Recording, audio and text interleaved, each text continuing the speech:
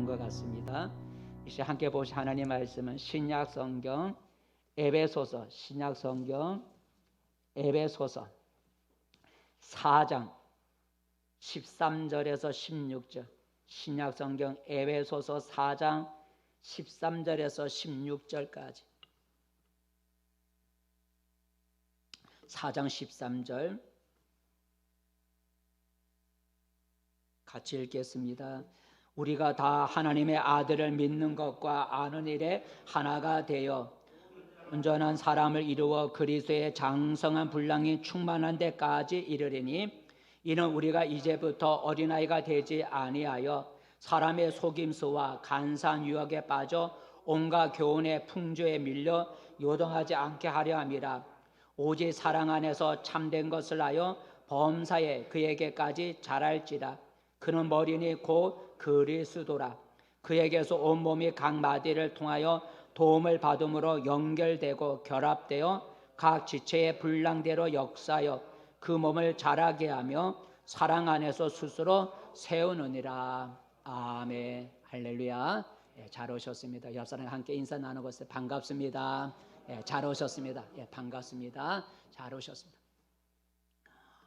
오늘도 하나님이 우리와 함께 하시고 우리의 몸과 마음을 어루만져 주시는 은혜가 있기를 축복합니다. 오늘 설교 제목은 잘할지라입니다. 잘할지라. 함께 우리 읽어볼까? 시작. 잘할지라. 자라나라는 거죠. 자라나라 명령형이죠. 잘할지다. 성장할지어다 라는 15절에 나와 있죠. 15절에 잘할지라 성장할지어다 라는 말인데 15절 말씀 같이 읽어보겠습니다. 시작. 오직 사랑 안에서 참된 것을 하여 범사에 그에게까지 자랄지라. 그는 머리니 곧 그리스도라. 그리스도의 분량까지, 예수님의 성장한 모습까지, 예수님의 온전한 모습까지 우리의 신앙도 예수 그리스도를 닮아서 그만큼 그분까지 우리의 믿음이, 우리의 신앙이 자랄지라, 성장할지어다 라고 말씀하고 있습니다. 살아있는 식물은 꽃과 열매를 맺기까지 자라죠. 그죠? 살아있는 식물은 꽃이 피고 열매를 맺기까지는 자라나요. 근데 씨를 심었는데 싹만 나오고 자라지 못하면 열매를 맺지 못합니다. 그리고 자라지 못하면 결국은 말라버리거나 벌레에게 먹히고 말죠. 그리고 자라지 못하면 쓸모가 없어서 결국 뽑히게 되고 또 불태워 버리게 됩니다. 사람도 마찬가지죠. 어린아이는 어른이 될 때까지 자라야 합니다. 나이는 먹는데 몸이 자라지 않으면 정상적인 삶을 살기가 어렵게 됩니다. 어린아이가 제대로 자라지 못하는 걸 보면 마음이 얼마나 아프겠습니까? 신앙도 그렇습니다. 교회에 나와서 하나님을 믿기로 했으면 신앙이 자라야 합니다. 근데 교회 나온 지 몇 년이 지나도 신앙생활이 교회 처음 나왔을 때나 별 차이가 없다면 신앙이 자라지 않은 것입니다. 어린아이가 자라지 못하는 것과 같은 것이죠. 오늘 우리가 읽은 성경을 보면 각 절마다 신앙이 성장해야 된다고 말씀해 주고 있습니다. 한번 본문 말씀을 볼까요? 13절에 보면 마지막 줄에 보면 네 번째 줄에 보면 그리스도의 장성한 분량이 충만한 데까지, 예수의 장성한 분량이 충만한 데까지 이른다라는 얘기는 성장한다는 거죠. 예수 그리스도의 분량까지 거기에 이르기까지 장성하라는 거죠. 성장하라는 거죠.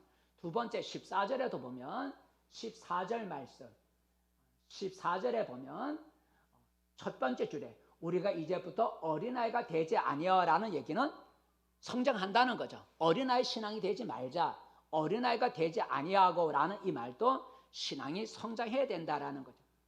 15절도 마찬가지. 15절도 보면 두 번째 줄에 보니 범사에 그에게까지 예수 그리스도의 분량까지 자랄지다 라고 명령하고, 마지막 16절에도 네 번째 줄에 보니까 그 몸을 자라게 하며 라는. 그래서 오늘 우리가 읽은 13절에서 16절까지 각 절마다 신앙이 성장하라고 말씀하고 있습니다.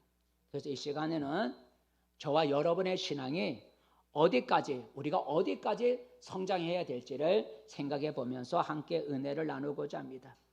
나의 신앙이 얼마나 성장했는지 어떻게 알 수 있습니까? 내 신앙이 성장했는지 안 했는지 어떻게 알 수 있습니까? 교회만 매년 다니면 내 신앙이 성장했냐? 그렇게 될 수가 없죠. 나의 신앙이 성장했는지 안 했는지를 체크하는 기준이 몇 가지가 있다는 거죠. 이게 100%가 될 수는 없지만 내 신앙이 성장했는지 안 했는지 나의 신앙을 체크하는 기준이 몇 가지를 우리가 들어볼 수가 있어요. 그 체크하는 기준에 내 자신의 신앙을 대비를 해보면 내 신앙이 자라고 있는지를 우리가 알 수가 있다는 거죠. 그러면 우리의 신앙을 성장했는지 체크할 수 있는 신앙의 성장의 기준이, 체크할 기준이 무엇일까? 4가지로 오늘 말씀해 보려고 합니다. 하나는 기도할 줄 아는 신앙까지 자라야 된다는, 기도하는 신앙이 체크가 되는 거예요. 내가 기도하느냐, 이것이 내 신앙이 성장했느냐 하는 것을 체크할 수 있는 기준이 돼요. 한번 제목 읽어볼까? 시작. 기도할 줄 아는 신앙까지 자라야 된다는 거예요. 내 신앙이 자랐는지 안 자랐는지 기도에다 체크를 해보면 되는 거예요. 빌립보서 4장 6절 읽어볼까요? 빌립보서 4장 6절 말씀. 빌립보서 4장 시작. 아무것도 염려하지 말고 다만 모든 일에 기도와 간구로 너희 구할 것을 감사함으로 하나님께 아뢰라 그랬어요. 모든 일에, 어떤 일을 만나든지, 좋은 일이든 나쁜 일이든 어떤 일을 만나든지 염려하지 말고 하나님께 기도와 간구로 아뢰라 그랬어요. 기도하라는 거죠. 우리의 신앙이 기도하는 데까지, 범사에, 좋은 일이든 나쁜 일이든 범사에 기도하는 거기까지 우리의 신앙이 자라야 된다는 것입니다. 그런데 하나님은 다른 사람의 기도가 아니라 내가 기도하기를 원한다는 거죠. 내가 기도하기를 원하는 거예요. 예레미야 33장 읽어볼까요? 하나님은 내가 기도하기를 원하셔요. 시작. 너는 내게 부르짖으라. 내가 내게 응답하겠고 내가 알지 못하는 크고 비밀한 일을 내게 보이리라. 여기서 너는 누굴 말하는 거예요? 기도하는 자를 말하는 거예요. 나. 하나님은 다른 사람의 기도가 아니라 내가 기도하기를 원하고 하나님은 기도하는 사람에게 하나님은 응답해 주신다는 거예요. 다른 사람이 나를 위해서 기도해 주는 것도 좋지만 내가 직접 스스로 하나님께 기도할 줄 알아야 된다는 거죠. 나를 위해 기도해 주세요. 다른 사람이 나를 위해 기도해 주는 것도 좋지만 내가 스스로 하나님 앞에 내가 부르짖어 기도하는 것이 필요한 거예요. 하나님은 내 음성의 기도를 듣기 원하시고 내 음성의 기도에 하나님께서 역사하신다는 거죠. 내 음성, 하나님은 내 음성의 기도를 듣기 원하시는 거예요. 한번 읽어볼까요? 시편 116편을 보면 시편 116장 말씀 시작. 여호와께서 내 음성과 내 간구를 들으심으로 내가 그를 사랑하는도다. 그의 귀를 내게 기울이셨으므로 내가 평생에 기도하리로다 그랬어요. 하나님은 내 음성과 내 간구에 귀를 기울여 들으시고 응답하신다는 거예요. 다른 사람의 기도가 아니라 하나님은 내가 음성으로 내 기도 소리를 하나님은 듣기 원하신다는 거예요. 그러므로 우리는 다른 사람이 기도해 주기를 기다리는 게 아니라 내가 기도해야 된다는 것이죠. 내가 기도해야 할 가장 큰 이유는 내가 기도해야 하나님이 역사해 주신다는 거죠. 내가 기도해야 하나님이 역사해 주신다는 거예요. 하나님은 내가 기도하면 응답해 주고 내가 기도하면 좋은 것을 주시겠다고 약속하셨어요. 읽어볼까요? 마태복음 7장 11절 시작. 하물며 하늘에 계신 너희 아버지께서 구하는 자에게 좋은 것으로 주시지 않겠느냐 그랬어요. 구하는 자, 내가 구해야 된다는 거죠. 다른 사람이 나를 위해서 구하는 게 아니라 내가 구하고 기도할 때 하나님은 기도하는 그 사람에게 좋은 걸 주신다는 거예요. 그러므로 하나님이 나에게 좋은 것을 주시고 하나님의 나의 문제를 해결해 주기를 원한다면 내가 기도해야 된다는 거죠. 하나님이 나에게 좋은 걸 주기 원하고 내 문제가 해결되기를 원하면 다른 사람의 기도를 기다리는 게 아니라 내 입으로, 내 음성으로 하나님 앞에 기도해야 된다는 거죠. 그런데 우리 자신은 그럼에도 불구하고 기도를 하지 못할 때가 많아요. 왜 그럴까? 사람의 말은 쉽게 믿어도 하나님의 약속은 믿지 못하기 때문이죠. 구하면 좋은 거 주신다는 하나님의 약속을 믿지 못하기 때문에 기도하지 않는 거예요. 사람들의 그 속이는 말에는, 달콤한 말에는 우리가 쉽게 믿으면서도 하나님이 우리에게 좋은 게 주시겠다고 하는 그 약속은 우리가 믿지 못하는 거예요. 그래서 기도를 못하는 거죠. 하나님은 기도하는 자의 기도에 귀를 기울이시고 기도하는 자에게 응답해 주신다는 게 성경에 너무너무 많은 거예요. 하나만 볼까요? 유다 왕 히스기야가 있었어요. 히스기야가 유다 왕으로 있을 때 아수르라고 하는 옆에 큰 대국, 우리로 말하면 일본이나 중국 같은 큰 강대국 아수르가 유다 나라를 침략했어요. 그래서 나라가 포위가 돼, 수도가 포위돼서 나라가 멸망하기 직전에 있었어요. 그때 히스기야 왕이 하나님의 성전에 나아가서 나라를 건져달라고 하나님 앞에 기도를 했어요. 기도했어요.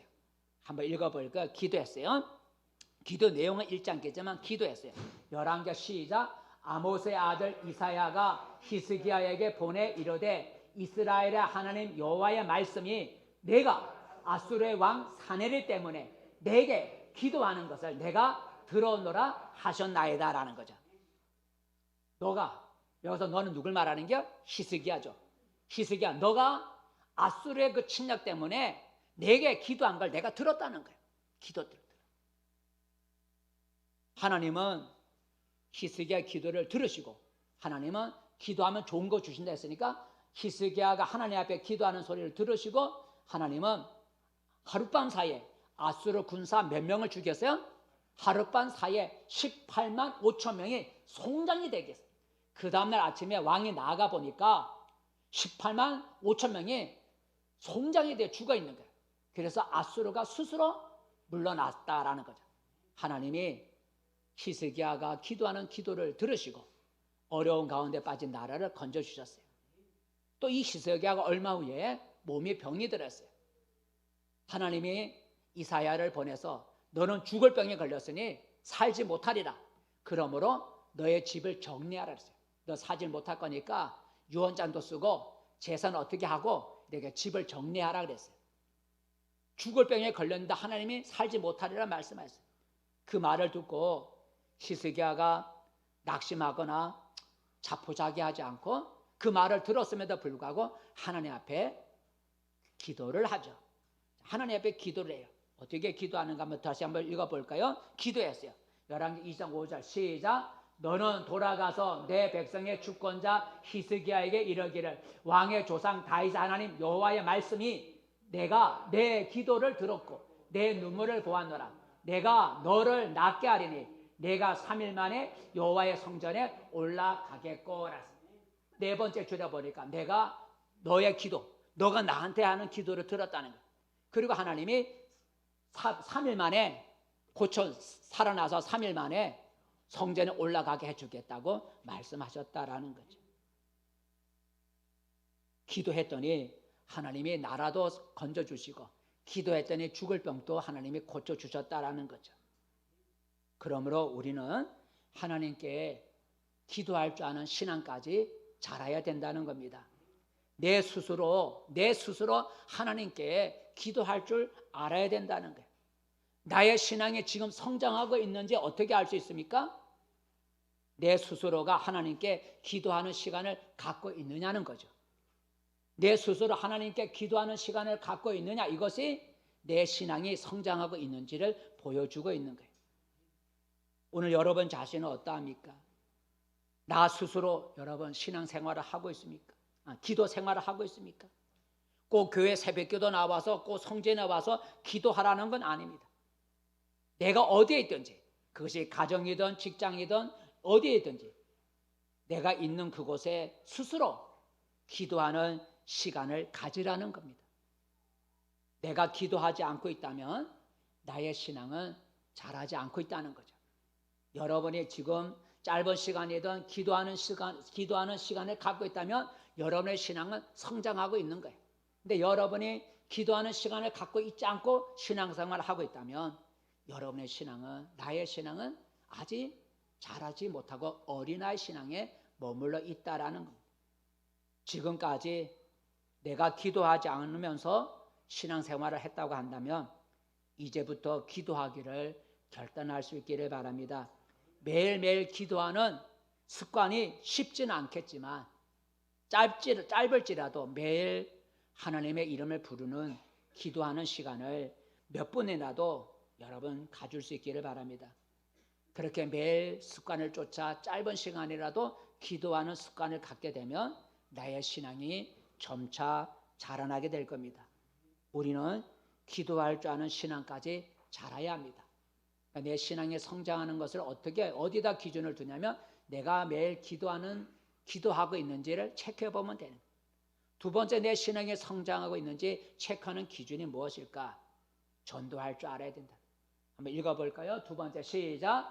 전도할 줄 아는 신앙까지 자라야 합니다. 전도할 줄 아는 신앙까지 우리의 신앙이 자라야 된다는. 마가복음 1장 읽어볼까요? 마가복음 1장 38절.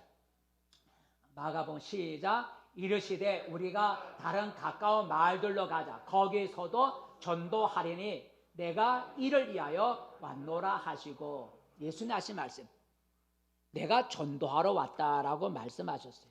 전도라는 게 뭐예요? 하나님을 믿지 않거나 하나님을 떠난 사람을 하나님께 돌아오도록 인도하는 걸 전도라 그러죠. 그죠? 하나님을 믿지 않거나 또 다른 신앙을 갖고 있거나 또 하나님을 믿다가 떠난 사람을 하나님께로 돌아오도록 인도하는 걸 우리가 전도라 그래요. 하나님은 나만 구원받는 것, 우리가 제3을 받고 하나님의 나라에 가서 영생을 누리는 걸 우리가 구원이라 그래요. 물론 이제 병에서 고침받는 거, 어려움에서 건짐받는 것도 구원인데, 보통 우리가 예수 믿고 구원 받으세요라고 할 때 그 대표적인 구원의 의미는 예수 믿고 나의 모든 죄가 제3을 받고 하나님의 나라에 가서 영생을 누리며 사는 걸 우리가 구원받는다 그래요. 하나님은 나만 구원받는 걸 원하지 않고 이 땅에 있는 모든 사람이 구원받기를 원한다는 거죠. 이 땅에 있는 모든 사람이 다 하나님의 나라에 가서 영생을 누리기를 원하는 거예요. 그런데 하나님을 모르거나 하나님을 떠난 사람이 구원을 받으려면 그들을 하나님께로 인도하는 누가 필요한 거예요? 전도자가 필요한 거죠. 그죠? 전도자가 필요해요.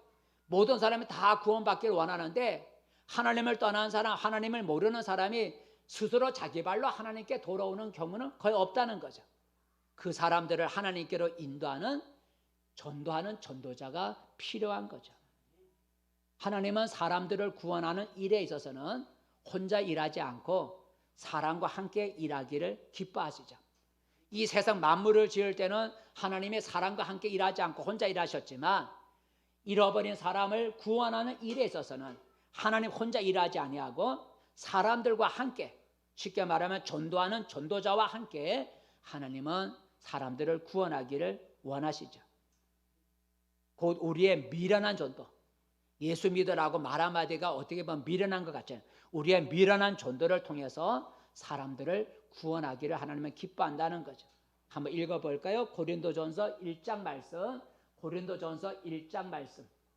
시작. 하나님께서 전도에 미련한 것으로 믿는 자들을 구원하시기를 기뻐하셨도다.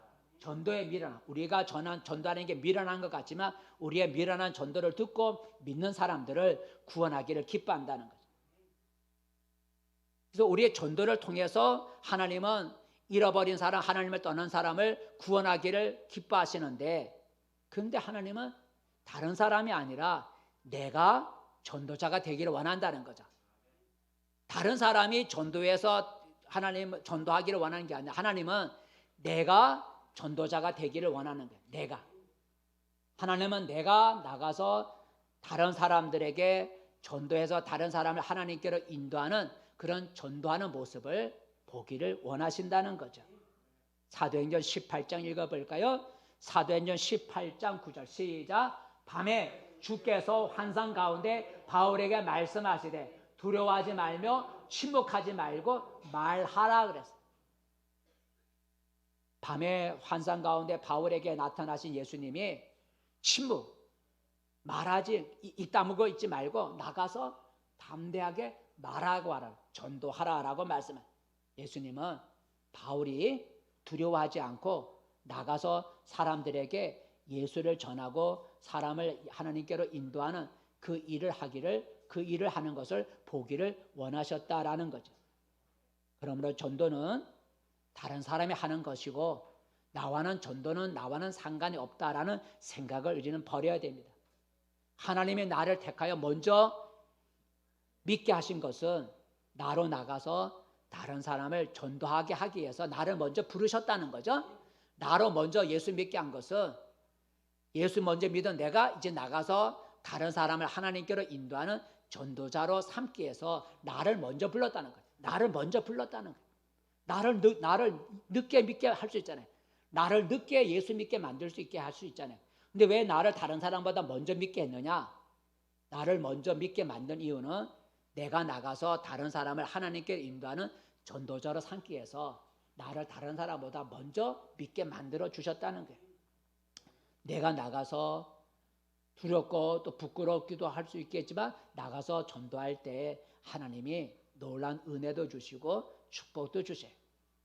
어느 권사님이 몸이 안 좋아서 날마다 공원을 한 바퀴씩 산책을 했답니다.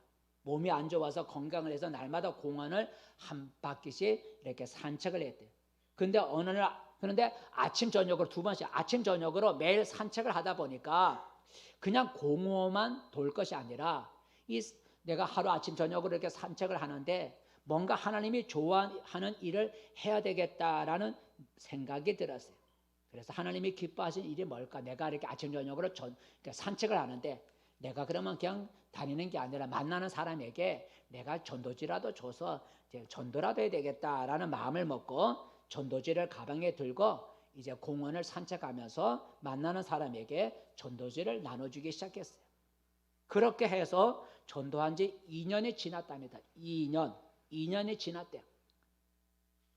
이 권사님의 아들이 이제 권사님 아들이 결혼을 하게 됐는데 나중에 알고 보니까 며느리가 되는 그 처녀가 전도하는 권사님이 2년 전에 전도했던 그 자매였다라는 거죠.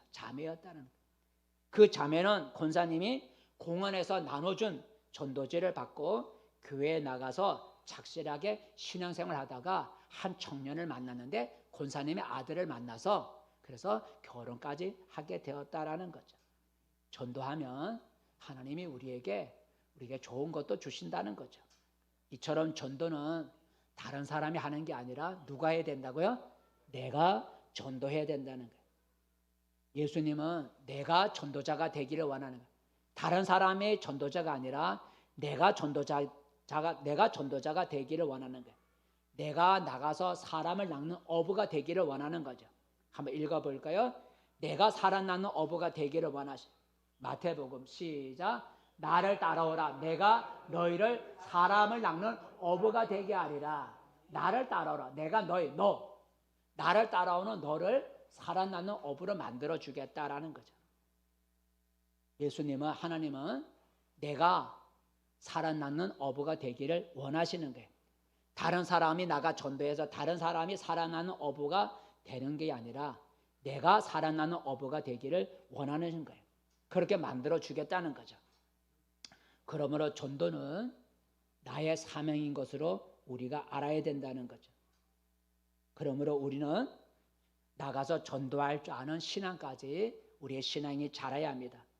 누가 시켜서가 아니라 내 스스로 다른 사람에게 만나면 신앙을 물어보고 전도하고 하나님께 돌아오라고 예수 믿으라고 이렇게 우리가 전도할 줄 알아야 된다는 거예요.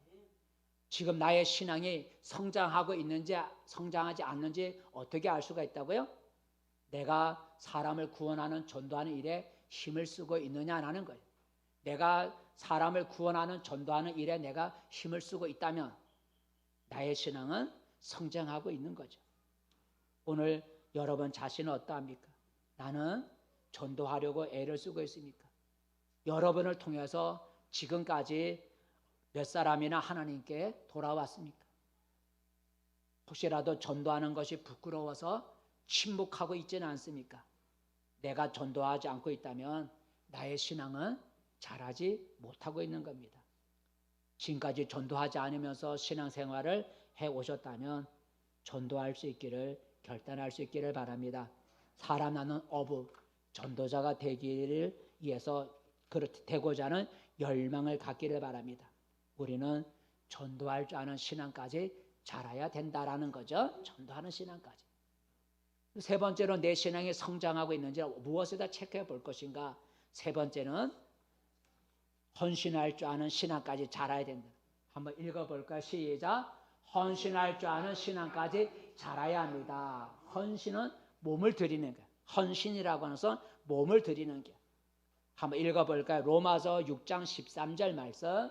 로마서 6장 13절 시작. 너희 지체를 불의의 무기로 죄에게 내주지 말고 오직 너희 자신을 죽은 자 가운데서 다시 살아난 자 같이 하나님께 드리며 너희 지체를 의의 무기로 하나님께 드리라 그랬어요. 너희 지체는 우리 몸의 지체를 말하는 거예요. 우리 몸. 우리 몸의 지체, 손이 있고 발이 있고 뭐 눈이 있고 귀가 있고 이런 우리 몸의 지체를 죄 짓는 일에 드리지 말고 하나님께 드리라는 거죠. 하나님께 드리라는 거예요. 왜 내 몸의 지체를 왜 하나님께 드려야 되는가? 하나님이 예수님의 십자가의 희생을 통해서 나를 하나님의 것으로 사셨다는 거죠. 하나님이 자기 아들 예수님의 십자가의 죽음의 피를 통해서 예수님의 죽음을 통해서 죄값을 지불해 주고 나를 하나님의 자녀로 삼아 주셨다는 거예요. 한번 읽어볼까요? 고린도전서 6장 말씀 시작. 너희는 너희 자신의 것이 아니라 값으로 산 것이 되었으니 그런즉 너희 몸으로 하나님께 영광을 돌리라 그랬어요. 우리 몸은 이제 우리 것, 나의 것이 아니라는, 내 몸은 내 것이 아니라는 거예요. 하나님이 예수님의 십자가 희생의 값을 지불하시고 나를 하나님의 것으로 값주고 사셨다는 거예요. 그러니 이제는 나를 위해 살지 말고 나를 위해 죽어주신 예수 그리스도와 하나님을 위해서 우리의 몸을 드리라는 거죠. 우리 마음을 드리라는 거예요. 그래서 이제는 내 몸을 내 마음대로, 내 좋을 대로, 내 생각대로 쓰지 말고 내 몸의 새 주인이 되신 하나님과 예수 그리스도를 위해서 내 몸을 쓰라는 것이죠. 우리의 몸을 하나님께 어떻게 쓰라고요? 죄 짓는 일이나 향락이나 쾌락을 위해서 우리의 몸을 쓰지 말고 하나님을 기쁘시게 하고 하나님의 나라를 위해서 우리의 몸의 지체를 쓰라는 거예요. 오늘 우리 주일날을 생각해 보세요. 오늘 이 주일날 믿지 않는 사람은 오늘 이 주일날을 노는 날로 삼고 자기 개인의 사욕과 세상의 향락과 쾌락을 해서 오늘 몸을 쓰겠죠. 그러나 우리 믿는 사람은 오늘 이 주일날을 하나님의 영광을 위해서 우리의 몸을 쓰죠. 그래서 오늘 우리의 몸의 지체를 가지고 하나님 앞에 나와 입술을 드리고 귀를 드리고 그리고 손을 드리고 발을 드리고 물질을 드리는 거예요. 하나님은 나의 몸의 지체를 가지고 하나님의 나라를 위해서 하나님의 교회를 위해서 헌신하기를 원해요. 헌신은 내 몸을 드리는 거예요. 어떻게 드려? 우리 몸에는 여러 가지 지체가 있죠. 몇 가지 예를 들면 우리의 눈으로 하나님의 영광을 위해서 할 때 우리의 눈을 갖고 어떻게 드릴 수 있을까? 눈을 드릴 수 있는 여러 가지 방법 중에 하나는 하나님의 말씀을 부지런히 읽는 것도 우리가 하나님의 영광을 위해서 우리 몸을 쓰는 거죠. 내 눈을 가지고 하나님의 영광을 위해서 할 때 내 눈을 가지고 하나님의 영광을 쓸 수 있는 방법은 하나님 말씀을 내 눈을 가지고 부지런히 읽는 거예요. 한번 읽어볼까요? 시편 119장 말씀. 시편 119장 시작. 주의 말씀을 조용히 읊조리려고 내가 새벽녘에 눈을 떴나이다 라는 내 눈을 가지고 하나님의 나라를 위해서 하나님이 기뻐하는 일을 위해서 내 몸을 드릴 수 있는 방법 중에 하나는 하나님의 말씀을 부지런히 읽는 일에 내 눈을 쓰는 방법이 될 수 있어요. 우리 입을 주님께 우리의 지체 가운데 입이 있어요. 우리의 입을 하나님께 드릴 수 있는 방법은 어떤 것이 있을까? 여러 가지 있지만 하나는 찬송하는 거죠. 하나님을 찬양하는 거예요. 한번 읽어볼까요? 시편 147장 말씀 시작. 할렐루야. 우리 하나님을 찬양하는 일이 선함이요 찬송하는 일이 아름답고 마땅하도다라는. 찬송하려면 입으로 찬송해야 되잖아요. 우리가 입술로 하나님을 찬송하는 것이 아름답고 선하고 마땅하다 그랬어요. 그러니까 내 입을 하나님께 드리는 방법 중에 하나는 하나님을 찬양하고 하나님께 노래하는 것이다. 또 우리의 손과 발을 하나님께 드릴 수 있는 방법은 여러 가지가 있죠. 손과 발을 가지고 하나님의 영광에 쓸 수 있는 방법은 교회 여러 가지 봉사, 하나님 교회 나와서 하나님의 성전에 나와서 하나님의 나라를 위해서 여러 가지 일에 봉사하는 거죠. 여러분이 교회에 오시면 내가 봉사할 것이 없는가 여러분 찾아보시고 누가 시켜서가 아니라 스스로 봉사할 수 있기를 바랍니다. 우리의 신앙은 주를 위해서 하나님의 나라를 위해서 몸으로 헌신할 줄 아는 데까지 우리의 신앙이 자라야 된다는 거예요. 내 신앙이 성장하고 있는지 아는지를 어떻게 알 수 있습니까? 하나님의 나라를 위해 교회를 위해 내 몸을 헌신하느냐 그걸 가지고 내 신앙이 성장하는지를 체크해 볼 수가 있어요. 오늘 나는 하나님의 나라와 교회를 위해서 내 몸을 드리려고 헌신하려고 애를 쓰고 있습니까? 교회 와서 청소를 하고 교회를 아름답게 미화를 하고 성가대 봉사도 하고 교사도 하고 구역장도 하고 식당 봉사도 하고 전도하는 일에도 동참하고 이런 하나님의 나라와 교회 일에 동참하고 봉사하는 것이 그런 일에 내 몸을 드리는 게 우리가 헌신하는 것이죠. 세상 일에는 내 몸을 아끼지 않으면서 하나님의 나라와 교회를 위해서 내 몸을 드리지 못한다면 나의 신앙은 자라지 못하고 있다라는 것이죠. 지금까지 주의 나라를 위해 주를 위해 내 몸을 헌신하지 않고 신앙생활했다면 내 몸을 헌신할 수 있기를 결단할 수 있기를 바랍니다. 내가 하나님의 나라를 위해서 주의 몸된 교회를 위해서 내가 무엇을 헌신할 수 있을까라는 것을 여러분 찾아서 기꺼이 헌신할 수 있기를 바랍니다. 그러면 나의 신앙이 점점 자라나게 돼요. 우리는 헌신할 줄 아는 거기까지 우리의 신앙이 자라야 될 줄 압니다. 마지막 우리의 신앙은 어디까지 자라야 될까? 우리의 신앙이 성장하는 체크하는 기준은 마지막으로 드릴 줄 알아야 된다라는 거죠. 마지막 읽어볼까요? 시작. 드릴 줄 아는 신앙까지 자라야 합니다. 드릴 줄 아는 신앙까지. 한번 읽어볼까요? 고린도후서 9장 7절. 고린도후서 시작. 각각 그 마음에 정한 대로 할 것이요 인색함으로나 억지로 하지 말지니 하나님은 즐겨내는 자를 사랑하시느니라 그랬어요. 즐겨낸다 그래요. 즐겨낸다라는 낸다는 드린다는 거죠. 하나님은 즐겨내는 자, 하나님은 즐겁게 드리는 자를 하나님은 기뻐하신다, 사랑하신다 그랬어요.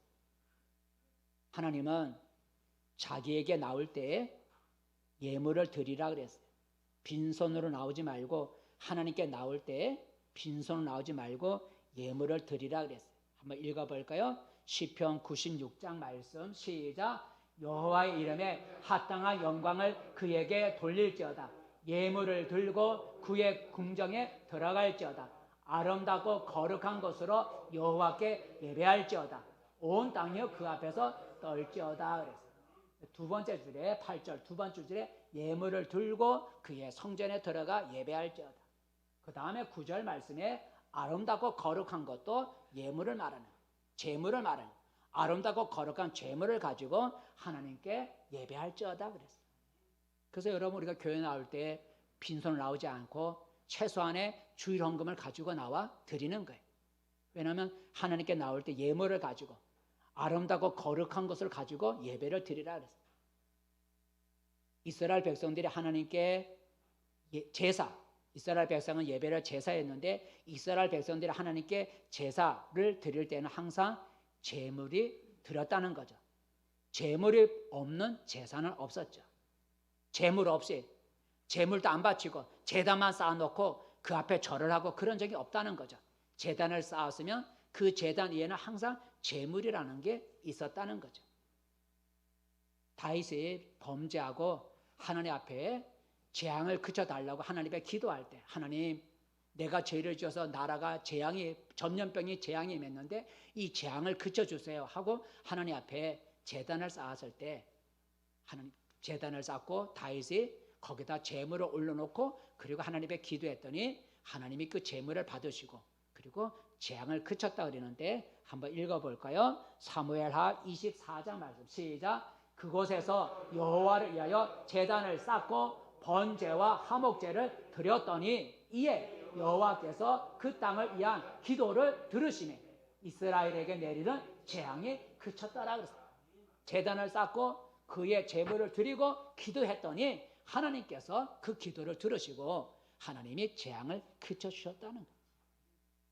재물이 아까워서 빈 제단 올려놓고 제단만 쌓아놓고 하나님 재앙을 그쳐주세요 그렇게 하지 않고 제단을 쌓고 그 위에 번제물과 화목제라고 하는 제물을 올려놓고 그리고 하나님 앞에 기도했더니 하나님이 기도를 들으셨다 그랬어요.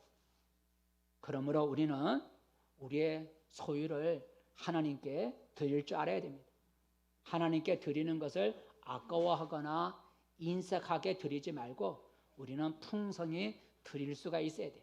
왜냐하면 하나님께 심는 대로 거두기 때문에, 하나님께 심는 대로 거두게 하신다는 거죠. 읽어볼까요? 고린도후서 9장 말씀. 심는 대로 하나님 앞에 우리가 심는 대로 거두게 하신다는. 시작. 이것이 곧 적게 심는 자는 적게 거두고 많이 심는 자는 많이 거둔다 하는 말이로다 그랬어요. 내가 하나님께 풍성하게 드리면 드릴 수 있도록 하나님 많이 거두게 해주시고, 하나님께 적게 인색하게 드리면 드릴수록 하나님이 나에게 주시는 복도 적다라는 거죠. 그래서 우리는 예배 드리러 나올 때 빈손으로 나오지 말고 적든 많든 자기 형편에 맞게 미리 예물을 준비해서 헌금함에다 넣을 수 있어요. 그러니까 교회 오면 헌금함에다 내가 준비한 예물이 크든 적든 액수에 상관없이 각자 형편을 하나님이 아시고 하나님의 형편을 알기 때문에, 부자의 형편도 알고 가난한 자 형편도 아시기 때문에 각자 자기 형편에 맞게 준비할 수 있는 만큼 준비해서 하나님 앞에 나올 때 헌금함에다 넣을 수 있어야 된다는 거예요. 왜냐하면 하나님께 드리는, 나의 소유를 드리는 예물은 하나님을 향한 사랑과 존경의 표현이라는 거예요.